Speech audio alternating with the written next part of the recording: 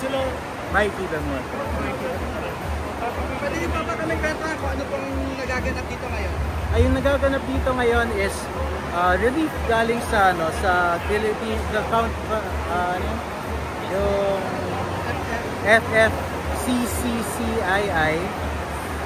para sa mga nasalanta yung yung mga naapekto ng mga bagyo, ng mga sakuna, parang tulong sa ng mga naging flood victims dito sa Quezon City. Yung mga benefits natin, ano po yung mga pinamimigay natin at tulong? Well, pagdating naman sa sa tulong, all over, there are 6 districts sa Quezon City. Across yung 6 districts sa Quezon City ay nakapagbigay yung FFCCCII ng 3,500 bags ng bigas, 5 kilos. And then for good measure, pati yung mga local na councilors, myself included, dinagdagan na lang ng mga groceries, mga iba pang food, and iba pa para at least sulit yung pagpunta rin ng mga tao. Paano po nangyari na nakipag-partner kayo sa FFCCCII? Actually, we personally have a long working history with the FFCCCII. Kaya nung sinabi nila na yung gusto nilang implementation now was to be able to touch and help people from all over Quezon City, sabi ko out of utang na loob, sabi ko I'll help you in terms of being able to go around the whole city. Kaya yun, yung allotment is over across 6 districts. There are roughly 500 beneficiaries per district in Quezon City, totaling 3,500 goods, grocery bags. Last question po, very timely ngayon ng issue ng flood control. How is Quezon City doing as far as that is concerned? Pagdating naman sa Quezon City, very fortunate na wala pang mga kaso ng mga bumibigay na ng mga flood control projects. And even pagdating rin sa pagdating sa implementation ng local government ng Quezon City, we also have an existing Infracom committee to make sure na parang screen siya, to make sure na yung quality rin ng ating mga infrastructure projects na tinatayo dito sa QC is of course above standard, hindi siya substandard. Kaya very fortunate very fortunate thus far. Wala namang reports ng substandard or faulty na mga drainage system. Of course, there are mga ibang areas na sabihin natin mga catch basin ng tubig na kailangan dagdagan lang ng drainage system or even dagdagan ng dredging din.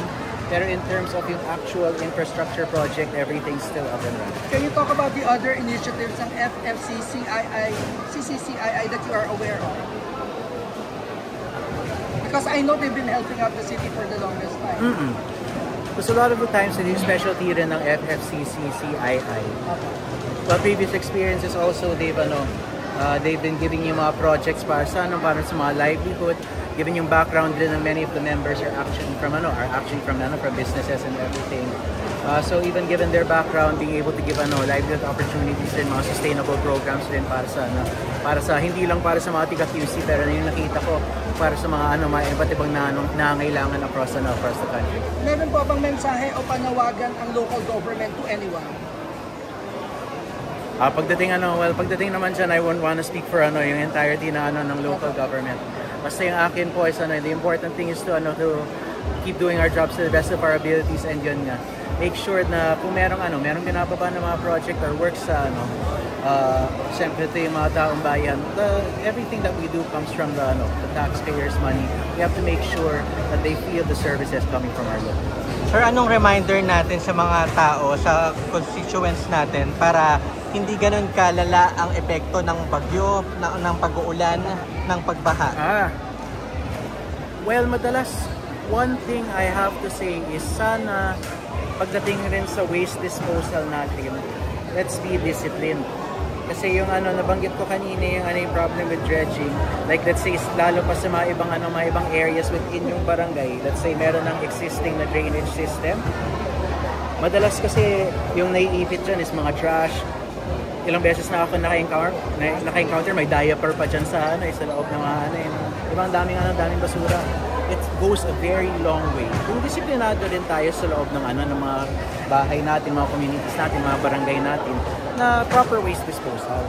Kasi yun, nararamdaman rin natin pag malakas yung ulan, nababara rin yung yun nga, yung mga drainage din. Hindi po ba strict yung Quezon City sa ganyan? Yes, pagdating sa sa monitoring din ng Quezon City, even sa barangay level is very strict, and even yung yung segregation is very promoted, and even yung pag-ikot rin ng ng waste management is also effective.